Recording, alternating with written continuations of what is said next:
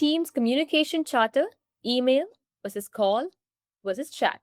This is the topic for today, and this is what we are waiting to cover for you, where you will learn, uh, how you can build a communication charter and how this is going to change how your team communicates. I'm really, really happy all of you made it to this session because trust me, just with explaining few communication guidelines, how you can follow them, and how that is going to impact your work will definitely change your mind how you see communication in today's world. Right? That is exactly what we're trying to achieve in this today's session. And as I already told you, the topic is building your team's communication charter, email versus chat versus call. Now, getting into the session, one quick instruction: if you have any doubts while the session is going on, you can post them in the Q&A tab that you can find at the bottom. Okay, that is where you'll be able to drop comments, or if you have any queries, any clarifications you require, don't hesitate at all. Do drop them all in the Q&A tab. We have experts available who'll be answering all of them. Okay? So now it's time you meet my team. Here, I'm Priyanka. I will be the presenter for today's session, and I am a product expert of Zoho Workplace. And as I told you, if you drop your questions, my expert will be answering all of them for you. That is Logavani, right? So she's from my team, and whatever questions you may have, do drop them in the Q&A tab. She'll be able to give you the clarification that you require. She is a technical support engineer of Zoho Workplace. Now, getting into the session, we have to understand what we are going to cover today. Okay, we will be discussing the pain points first as to how it is becoming noisy nowadays, and I'll be discussing about the problems which you will definitely be able to relate with. Okay, what are all the communication problem that is happening nowadays, and how that is impacting our productivity, and why this is happening, what can be the causatives, and how we can rectify the same. This is what we are trying to cover in today's session. Okay, now, why does work feel so noisy? I'm sure you'll be able to relate with this because it's not that we have so many tools to communicate with: emails, chat, call. It's not it's not the problem. But in fact, we have tools that actually help us.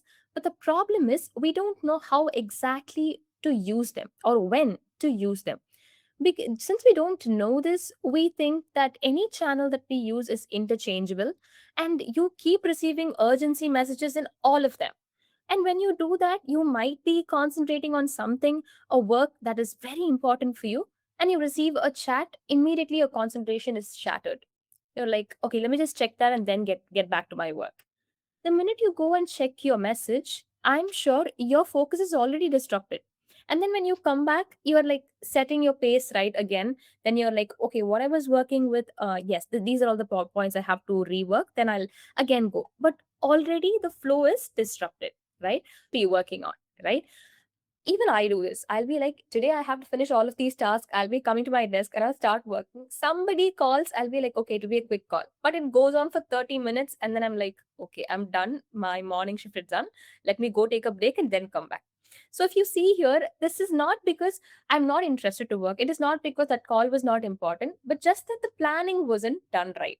Right. This is what we call as the work being too noisy. Now, how can we handle this? Let's start by looking at what's actually happening beneath the surface. Now, this is my favorite slide.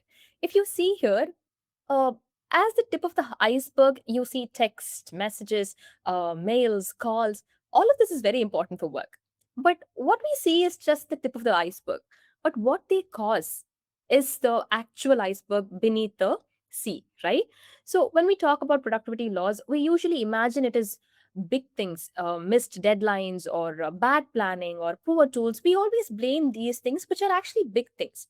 But to be honest, productivity is not getting short because of these big things, but it leaks in small things, such as, let's say, when you're trying to work, a message that interrupts your focus, or a meeting that breaks your flow, or even a quick call. All of this can easily break your flow. Now, each interruption feels very small, but together they become very, very expensive for you, right? So, actually, another study which I was referring to the other day said that it takes about 20 minutes for you to recover from these focus disruptions. So imagine already your focus is disrupted, and obviously the email or the call, whatever you were tending to, that took up some space. that took up some time as well. And now when you are recovering and then you start working again, can you see the time and effort that has been wasted just because you were disrupted by a call or a message? That's what we are trying to achieve. That's what we are trying to address over here, isn't it? So this is what we call communication overload, and it's much harder to spot than we think. So communication overload is not about talking too much, but it is about how often your attention is pulled away, right? Even when you don't respond immediately, your brain keeps a track of your 100 messages, right? It thinks, I have this email to respond to. Okay, I'll get to it later. But as you work, that email keeps reminding you that you have to get to it. So this itself is going to have an adverse effect on the work that you're trying to deliver. Okay. And our digital workplace, whatever you're working, whatever tools that you've been using, makes it incredibly easy for you to communicate. Okay, as flexible as possible. Whenever you want to communicate, you can communicate. However you want to communicate, you can communicate. But what it does not give you is the clarity as to when to communicate and how to communicate, right?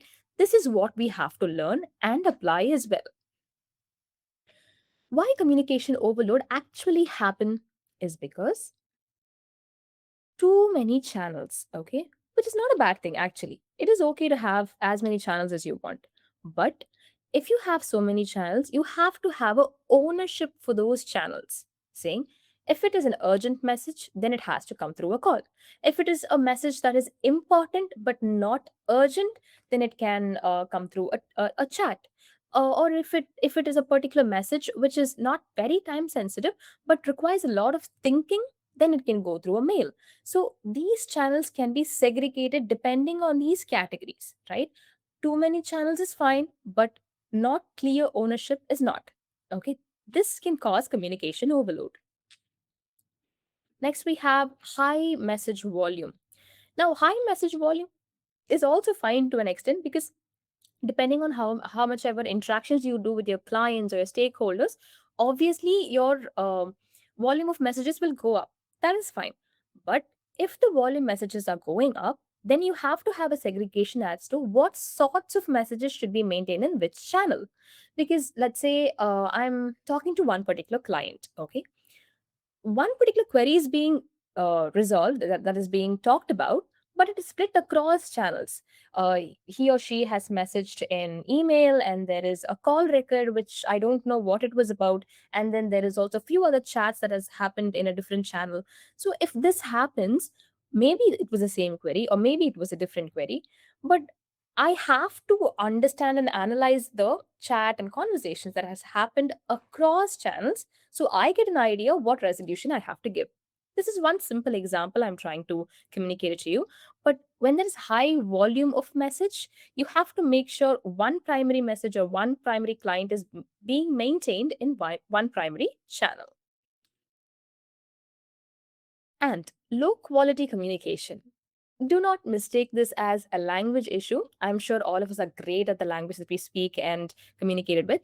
But low quality communication is, let's say I'm typing out an email or rather even texting my colleague about something that I want to clarify. In that case, I may have a lot of time. Okay, today my tasks could be very less to finish. So I will just start with a hi. Okay. But my colleague could have so much to finish, right? So he or she would be like, they wouldn't have the time to just have a chit chat with me that before getting to the actual point, right? That's called a low quality communication, where you chat without actually communicating the context or the content for what you are trying to reach out to them, right? So that is where low quality communication happens. Make sure it is very crisp, straight to the point, tell them what you need, and even tell them before when a reply is expected.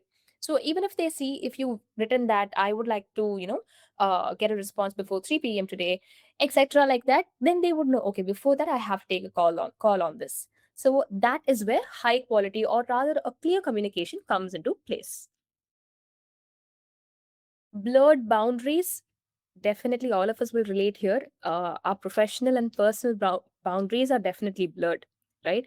We have this kind of tendency to think, if a person is 24 bar 7 available, if they are always ready for a call or a meeting, we think that's the most productive person, or they are the ones that are working too hard.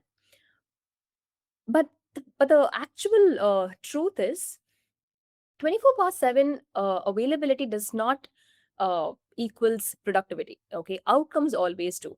The quality of work you deliver, the amount of work you deliver, that's what needs to talk about how productive we are. It shouldn't be I'm always available for a call or a meeting. It shouldn't be that way. And since this has also become a norm that it the availability is being spoken about, people have started becoming available all the time, right? Thinking that this is how we be productive, this is how we act responsible. So this is actually having a huge toll on the boundaries. And since we are also not able to concentrate on our personal commitments, we will show that frustration in our work life as well, right? And then we also have everything feels urgent. uh, I've also done this initially when I was starting my career, when I'm trying to reach out to my colleague, etc. Since I am doing that, I will phrase it like it is urgent. I will phrase it like this needs immediate attention, which was a little selfish, but now it feels how much responsible it holds, right? The word urgent or flagging or giving few indications that this particular message or email requires your attention immediately, that matters a lot, right? Since this has been overused, now we've come to a mentality that everything is urgent. So let me just go with my own pace. But what this causes is emergencies also get worried because of this. Next, also, we have meeting overload. Maybe few organizations have moderated this, but many organizations have the tendency of conducting meetings every day just for updates, just to talk about what needs to be done today, or setting up a goal or sprints, etc. We have a lot of meetings, right? Uh, we think having n number of meetings will drive productivity. But to be honest, after you have a 15 minutes, 20 minutes meeting as well, that consumes a amount of energy, a brain energy for you. And when you come out of that, you need a recovery period before you actually go and start working. I would say meetings are important, definitely, but you have to moderate the number of meetings we conduct. Else, it can be an absolute communication overload for you. Now, these are all the causatives, why it happens. Now, what it affects. The real cost of communication overload is not just for an individual. If an individual is affected, that again affects who? The team. If the team is affected, teams together will form the entire organization that will also be affected. So here what's missing is not the effort or intent, it's the shared expectation, right? So teams rarely agree on simple things like when to email versus chat, or how quickly someone is expected to reply, or what actually counts as urgent. So all of this has to be shared among you. You should come to an agreement for that, right? If not, definitely we will have to pay the cost of communication overload only. So if this is not shared among you and agreed upon, people start guessing. If I message this person has to reply within this time, or if I receive an email, I will reply in another 24 hours. Everybody will have their own timeline. If that works that way, then definitely it won't be aligned, isn't it? So that's why misalignments also happen between teams or in the organizations. And that noise has a real impact, not just on work, but on people itself. And when we talk about an entire organization, it's just the teams that forms the organization, isn't it? Definitely the productivity will drop, the engagements will suffer, and slowly, even the trust will start to erode, right? So when communication is unclear, even great teams struggle to do great things. So the question is how to communicate in a better manner. Let's see that. We have to revisit how we communicate. So there are two different ways of communication. This is the basics. Okay, there is synchronous communication and there is asynchronous communication. Okay, synchronous communication is it it literally happens in real time, like how I'm talking to you, but I would expect a real time answer from you right now. You should reply to me. That's a synchronous communication.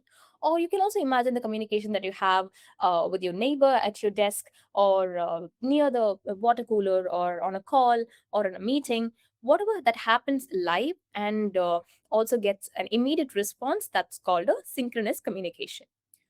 Asynchronous communication is This does not require an immediate response at all. Let's say I am emailing my colleague, okay, at 10 o'clock in the morning, and my colleague replies back to me 3 o'clock in the noon. That's an asynchronous communication. There's absolutely nothing wrong here. This is intended to be that way, right? That is asynchronous communication. Now, you cannot say which one is better or which one is the right way of communicating, but rather I would say both are important, but you shouldn't overuse one at the cost of the other, right? So that is the main concept of these two types. Now, in today's work environment, synchronous communication is actually overused. Why? Is because uh, it is convenient. You get quick replies, you feel responsive, you feel busy.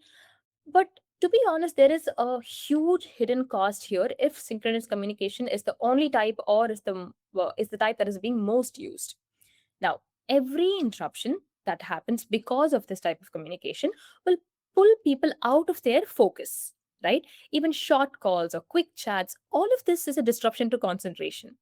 Now, when communication is prioritized over focus or productivity, then your whatever work item that you're trying to finish will definitely have to wait, right?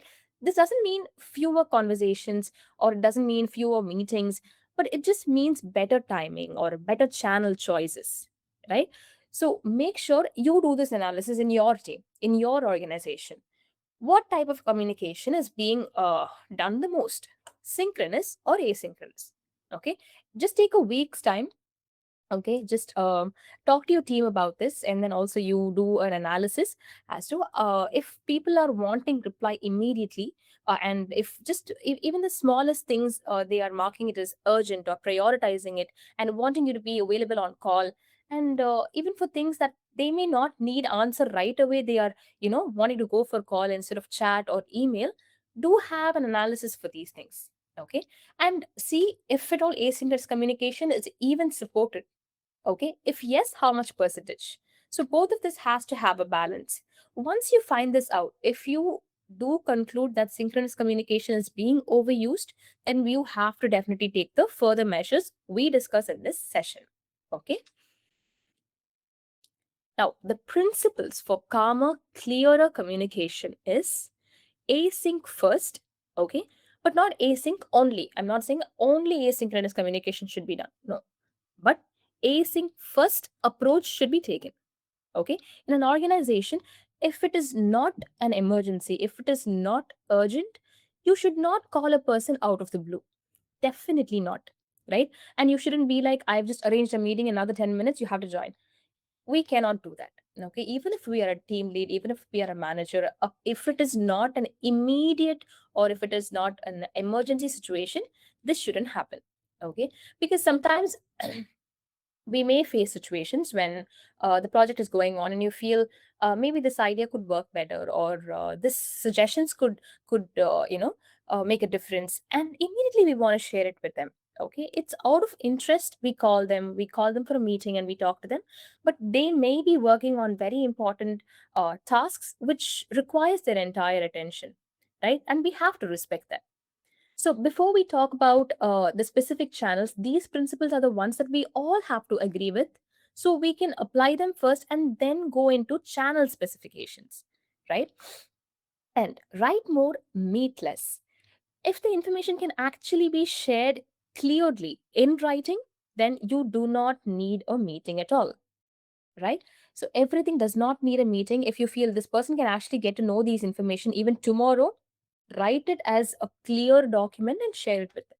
Okay, if they have any feedback, if they have any suggestions, they can still share it with you after they review the particular document, right? Summarize more, chat less. Fewer, clearer messages are the best way to communicate rather than typing out entirely what happened in the event and what you felt about it. What are the key points, what you expect the person to take from that, and what you expect them to reply or respond, right? These are the straight points that you should communicate with them. Fewer, better meetings. If you are conducting meetings, very happy about it, but let it be very, very intentional. Okay, what agenda, what needs to be spoken, and what can be avoided, who are the necessary participants, and finally, what are the timeline that you want to fix before you want to end the meeting? Who's responsible for what? All of this has to be spoken, and you have to be done with the meeting. Sometimes we do also do meetings in a way that we will fix an agenda we know that might not get over in the specific time. We still go ahead and do it. Let's never do that. When we are conducting a meeting, a crisp agenda has to be maintained, even maintain a timing for that. The first topic only has to take so much timing, the second topic only has to take so much timing. With that, you have to come up with a conclusion. If there's when this actually is fixed, you will be able to analyze who's actually taking up more time for unnecessary analysis or unnecessary suggestions, right? You will be able to avoid all of those things. People can prepare, come, give the right points, give the right suggestions, so the right calls can be taken within the defined time and the meeting can get over within the defined time as well. Okay. Make sure you do fewer meetings, less amount of time being spent for meetings, and they are intentional meetings. Now, I suppose all of us are clear with these principles and we also agree with all of them. If we follow this in our organization, in our team, definitely the noise will be reduced more than tenfolds, I would suggest. What to stop measuring and what to measure instead? While I was doing the research, I also found that because the signals which are being measured, only because of that, people want to be more available. People want to immediately react to text messages more than the task that is more important for them to work on, right? This mentality also has to change, where we have to measure what really counts and stop measuring what doesn't count that much. For example, the online status, instant replies, meeting attendance, these are false signals, or I would rather say, these are signals that are not worthy enough to be measured, saying that, okay, if you do this, you are productive. Whereas what actually needs to be measured is outcomes, the quality of work they are trying to deliver to you, the progress towards the long term goal. Now, this is what that needs to be measured. What is the work done by the person and the quality of the work, right? So, when you do this, people feel trusted. The focus also improves because you know this is what is being valued, then I will only do this, right? This does not entirely cut short the communication bridge. It does keep it going, but you will have a moderation for that with a ease of mind, right? And communication becomes also more intentional. Now, here this supports a more healthier work life boundaries. Not every message needs an immediate response, but not every hour needs to be visible. Now, which brings us to a bigger question, bigger uh, you know factor which affects our communication overload, which is urgency. Everything literally feels urgent. But really, is it? When every message comes through the same channel, the same tone, everything is like, okay, it is urgent, it is flagged, it is being indicated. But urgency is rarely communicated clearly. It is mostly assumed. If it comes through a chat, if it comes through a call, we think, okay, it may be urgent, but it may not be urgent, right? Now, when everything is urgent, nothing truly is. Now, this is a huge consequence because there could be a particular task or a particular message which requires your attention immediately, but in the blanket of everything being marked as urgent, you tend to miss that. You tend to think, okay, this is also just like that marked as urgent. Let me just finish with all of the other work and then come to this. By the time you reach that, by the time you get to the work or a particular message, it is too late, right? This is the consequence that we have to pay, or this is the cost we have to pay if everything is being marked as urgent in our organization or the team we work in, right? Now, what can be done? There can be clear rules that can be laid. If we follow those rules, definitely this particular issue can be resolved, which is define what's truly urgent. Okay, what truly counts as urgent? Let it be very specific. Let it be production issues or client outages or even deadlines that are at risk. Only these are urgent. Define it very clearly and say these are the ones that requires immediate attention. Second, match urgency to the channel. If it is urgent, it needs to be communicated in this channel. right? If it is not too urgent, it cannot be communicated in this channel. These definitions should also be laid. Next, if it is urgent, it cannot be hidden in some emails or threads of chats. It cannot be hidden in a stack of group messages. It should be explicitly shown. And also escalation should be very, very visible, right? So make sure you have this definition in your team, in your organization, that if there's an escalation, it should be made very transparent, very visible, and how it needs to be done and when you should do an escalation should be communicated as well. Okay, so these are the significant rules which we have to follow if we are all drowning in this urgency fake blanket. Okay, now this is an important topic. Now we have agreed to few principles. Now we have agreed that the mentality as to how we have to measure productivity as well. Now the channel we choose, we think channels are quite interchangeable. If I feel like talking to my colleague about a suggestion, I can either email it to them, I can send it to a chat, I can also call them if I want.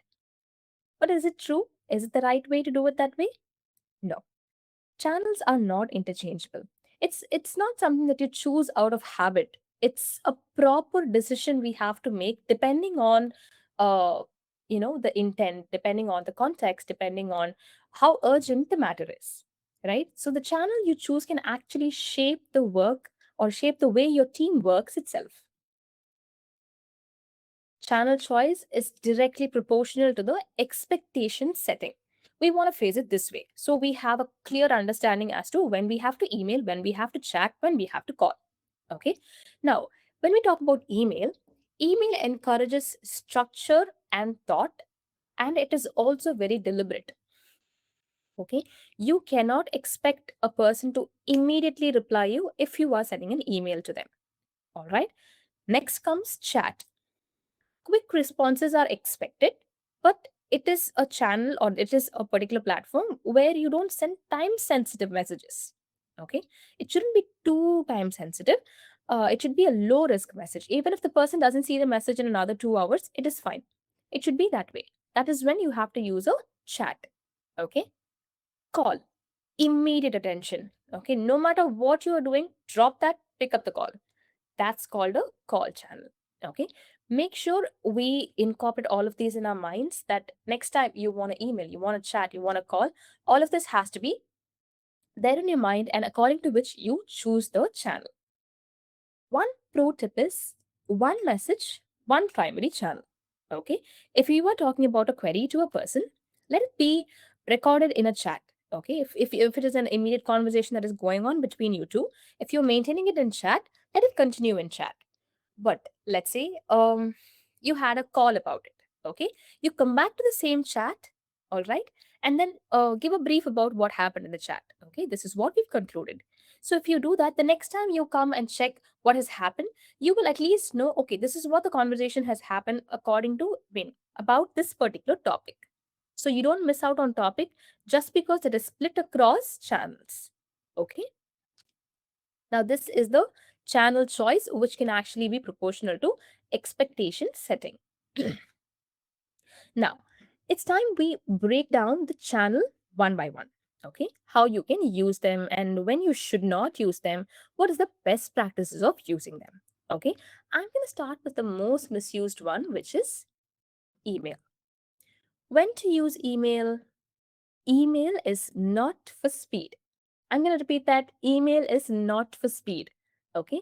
It is a channel which you say that this is a particular message where you think and reply. Okay. Do not just react just like that. I want you to think, I want you to give me a structured reply. That is when we send an email. Okay. It needs to have the context, it needs to have the details. It cannot be an urgent message. Okay, as I am telling you, email is where you don't expect an immediate response. It is also understood. Then this channel is not suited for emergencies or urgent messages, right? So let's never send urgent messages in email. Multiple stakeholders are involved, and conversations that needs to be recorded are being done. Then email is the right choice. Okay. Here you can have structure, you can have a record where later, if you want to come and refer to the same, email is your friend. Okay. Now, just to talk about, few tools that I want to mention to all of you, the record that I spoke about, right? So when you were typing out an email, I told you it needs to have a structure, it needs to have all the information and clarity. Uh, when I actually type my email, I may have few doubts. Okay. In those situations, I'll be like, should I just copy paste the email to somebody else who would help me to, rephrase this email? Who would be able to give me suggestions as to this email is drafted right, and just give me a, it's good to go for me to send it. In that case, Zoho Mail has enough features for you where you have sharing draft, sharing email available, where you can easily tag people in the email or draft so they can have a view, just the view access, and they can give you suggestions, depending on which you'll be able to collaborate better even in your email platform. Okay, I'm just going to drop features there and here, which my narration. Okay, if you would like to explore more about those features, you can happily drop them in the Q&A tab. At the end of the session, I'll show you demo if required. Okay. Here, email breaks down when you're not supposed to email at all is if it is an urgent matter. Choose a different channel for sure. Okay. Threads getting too long. If it is too many back and forth that is happening, too many follow up that is happening, it simply means we've probably chosen the wrong channel. Okay. Maybe it is not being communicated the right way. Next, no clear action owner. Who needs to take what responsibility? I'm sure. Just imagine a thread you are dealing with right now. Okay. I'm sure the CC field is filled with teams or even people from the team, right? Then who has to take responsibility for the particular email or the action that is specified in the email? That again causes issues, right? No clear action owner. Reply all. We have to, moderate this practice to a different level. Reply all is just always been clicked by everybody, that all the team members are being included, even though if they are not part of that particular conversation anymore. We have to be very conscious on who's being in the loop and who's not. Also, let's say there is a situation that these teams definitely have to be in the loop. So I'm including them. This is the situation. Okay. Then what you do is you bring up a practice that whenever you have so many people in the CC field, you mention the team who has to take it forward from here. Or if still you are the one who is communicating, you can actually put that in a mail and then say, once you confirm this, this team will take over. Right? So once the confirmation is done, the next team is again has to be called upon saying, please take this over. So when the team or the team member is opening the email, they don't have to go through the entire thread. If they are being tagged in the email, they'll take it over. If not, just take a glance and go forth, right? But what mostly happens is, since everybody is included in the reply all, they go through all the threads, all the emails, all the messages, and then they'll be like, if it is for me, if it is not for me, or somebody from my team will be replying, or should I reply? All of this happens because there is no enough context in the email, and sometimes it gets very complicated. email Emails people can actually act on. Now, when you talk about emails and how it needs to be written, is first it has to have a clear subject line. Okay, let it be a very simple mail that I'm explaining to you. I want to announce about a meeting that we are conducting next month. Okay, and I'm going to say that this is the date that the board meeting will be happening.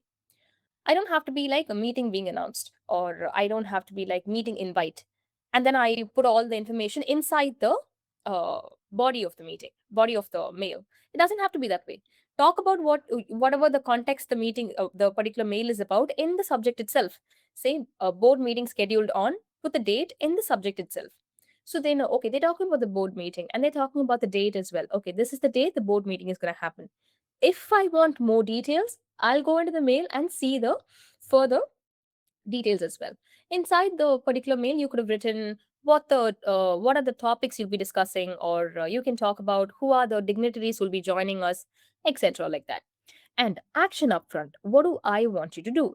If at all you want the person to take few responsibilities in the particular meeting, then you can let them know about it. Also, the deadline. If you'll be able to take this particular responsibility or not, I may need a response from you within this timing. Now, this is how you write an email where you say the content, where you say what you expect of them, and you also say within which they have to give you a response for the particular email, right? This is exactly how an email has to be drafted. Now we're going to go to the next channel. We spoke about email, when to use, when not to use, and what's the best practice. Now, when to chat. Now, chatting is for momentum, for speed, but chatting is terrible for memory. Okay? Do not have chats, do not send text messages thinking I can later on come and refer to this. Do not take decisions in chat. Okay? Those are things that needs to be documented. Now, chat is just for speed. Immediately, you want to ask if this task is done, or can we schedule the meeting tomorrow? Just for immediate responses, you can go for chat. Okay, chat is great for that. Now, if you want to confirm the meeting timing or asking if this document is ready, for those things, yes, chat works best then. But you can only use chat in situations when the cost of missing the message is low. Okay, if this person misses this message, then we are doomed. It shouldn't be that way. It can be like, even if the person sees it tomorrow, it is fine. Okay, in those cases, or maybe even in hours together, if they see it, that should be fine. Only then you should go for chat. And you also have when the topic is lightweight, as in I'm trying to say complex, right? If you are talking about a very complex topic and you just type it out in a chat, paras and paras together, that may not work well, because the person may not understand, may understand, or also may understand in a different way. In that case, you have to communicate it in an even more crisp and even more clear manner. In those cases, if you feel this will get very complicated, go for a call. But in those cases, it doesn't mean you just immediately randomly call them. It means you will plan the call with them, you will schedule one, and then over the call, you will explain it to them very well. Mostly calls will happen when the two-way communication is very important. Okay. Now, chat creates overload when this is where we learn when we should not chat, right? When long explanations are given, chat is not the right way to do it. Urgent, non urgent, all of these messages are being mixed together in the chatting channel. It shouldn't be that way. People feel pressurized to respond instantly. Why? Because we have framed that chatting channel is for for speed. So if you're going to send across a message which can actually wait, in that case, you can go for emails. But if you are just always saying it in chat, they will think this might be a little bit, time sensitive. And also, why did I say do not take decisions in chat? Is because anytime you want to go and refer to, there's a high chance you miss it. There's a high chance you keep searching for it, right? It's not documented properly.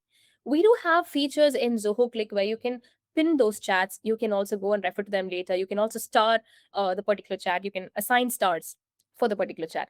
But is it the ideal way to do it in a communication guidelines perspective? No. Documenting all of the important decisions are very much vital compared to just pinning them.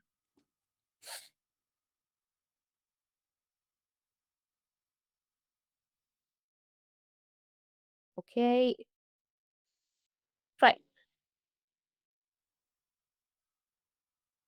Make chat healthier. What is the best practice of chatting? Is one topic per message. Okay, if you want to talk about two different topics to the same person, talk about one topic, see what the conclusion of the topic is all about, and then go for the next topic. If not, you yourself will be a little bit confused about what you are talking about right now if it is overlapping between topics while you are conversing with them. Next, use status and availability. Now, this is quite important. Even for chatting, we should know if the person is available or not, or if they are quite held up in a work. Okay, that is when updating your status comes into the picture. We have Zoho Click where we have availability status available. where we'll be like marking ourselves as available for collaboration, or we will also mark as I'm trying to focus on something, please don't disturb me, or I'm in a meeting, I'm in a webinar. You cannot actually mark these statuses saying what exactly you are doing. In that case, right now I am doing a webinar. All of my colleagues will know I am a part of the webinar right now, and I won't be able to take those calls or take those messages. Okay, they will see my status. If they think, okay, this message can actually wait, they will just drop it in the chat box and wait for me to reply. Or if they feel, no, she may have to reply to me immediately, they will wait for my status to change and then they will send it to me.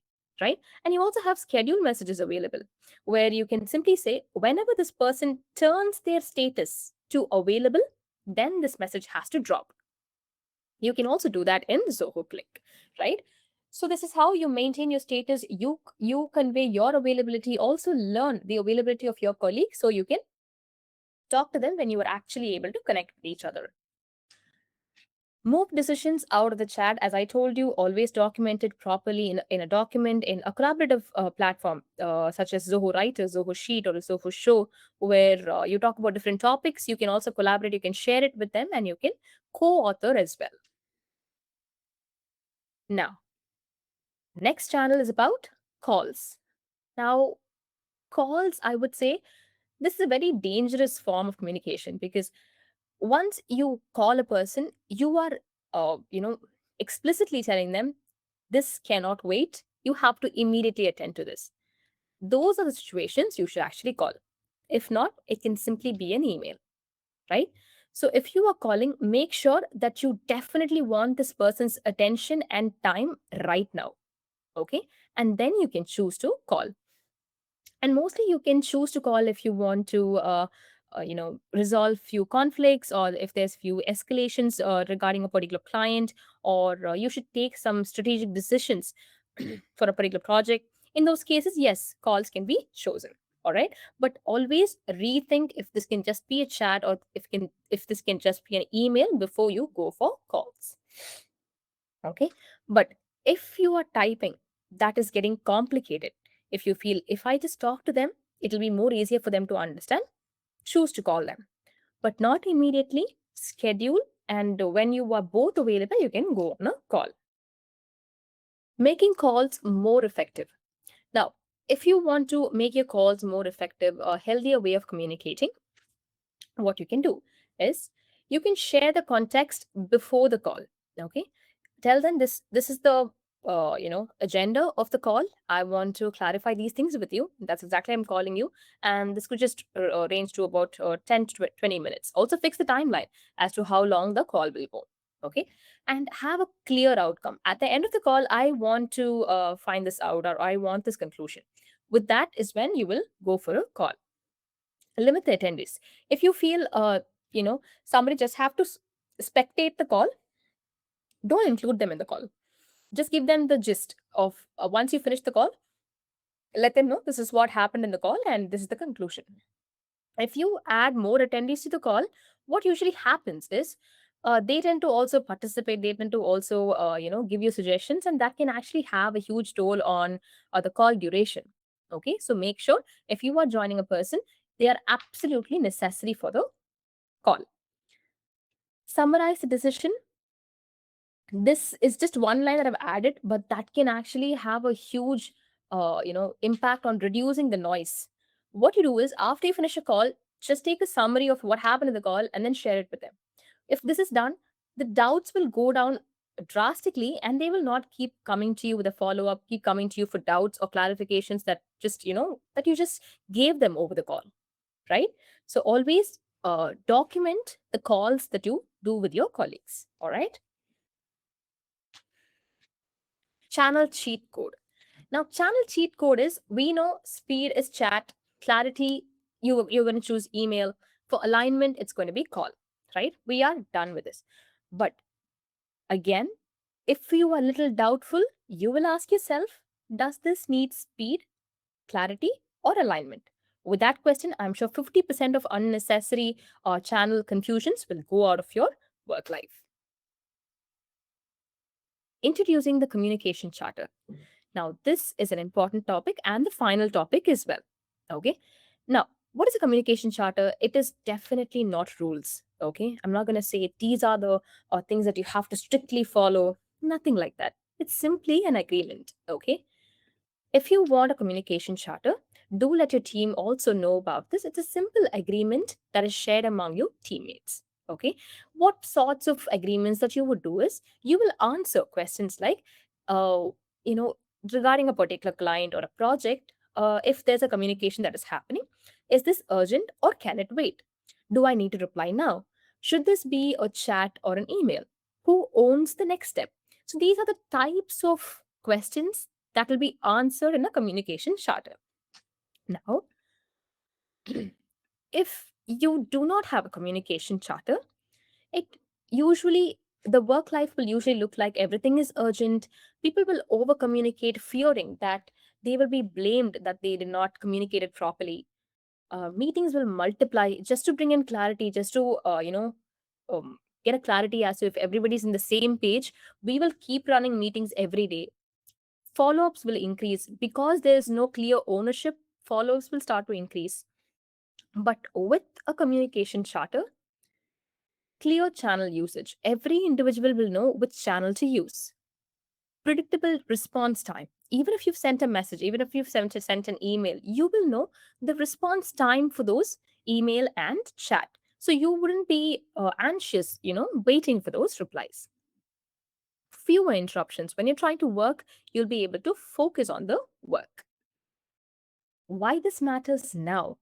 Because now is when we have remote, hybrid, we have growing teams, we're using online platforms all the time.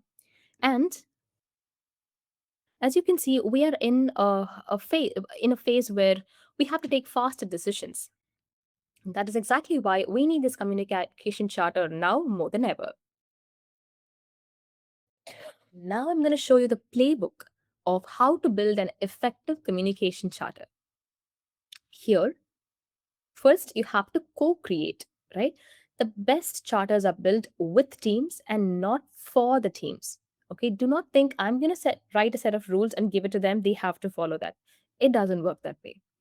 With business process, with teams, with organization, this communication charter will entirely look different. Okay, you have to build it customizably. You have to build it in a way it suits your business process, your team. Okay, so co-create it with your team. Talk about how many calls, how many chat, or what factors are being discussed as urgent. Talk about all of these factors and co-create it with your team. So once we create it together, definitely will uh, people will feel the responsibility to follow them as well. Define together when to email, when to chat, and when to call, right? And your communication charter should definitely cover all of these factors. Then, expected response time in each of these channels, and depending on the categories of messages as well. What counts as urgent and what does not? The escalation path. Okay, how to communicate the escalation and when to do it. Okay, your communication charter should definitely define all of these things in a clear manner. Keep it practical. Do not complicate it. Okay, let it be very simple that your team can understand, and let it just be with one to two pages. If at all you have to give training for a newbie for this communication charter you've built, then it is just very complex. Okay, it should just be a read and go kind of guidelines. Use real examples. Let it not be definitions and definitions and definitions. It doesn't have to have any definitions. Okay, use examples, use few examples together from different verticals and say, for this is how we respond. Okay, with examples people understand better more than definitions. Make work visible by default. Okay, mostly when do we communicate too much or reach out to people too much? When we don't have the enough information, right? We are doubtful, we need clarification, we don't have the resources, we are reaching out to someone. Let that not be the case. Let the resources which are vital for everybody in the team be available for everybody in the team. Okay, whatever can be shared via a sheet or a show, or that is a presentation or a document, let it be shared with them. Let them have granular access for sure. It doesn't have to be that everybody should have edit access or share access. It doesn't have to be that way. You can give them granular access.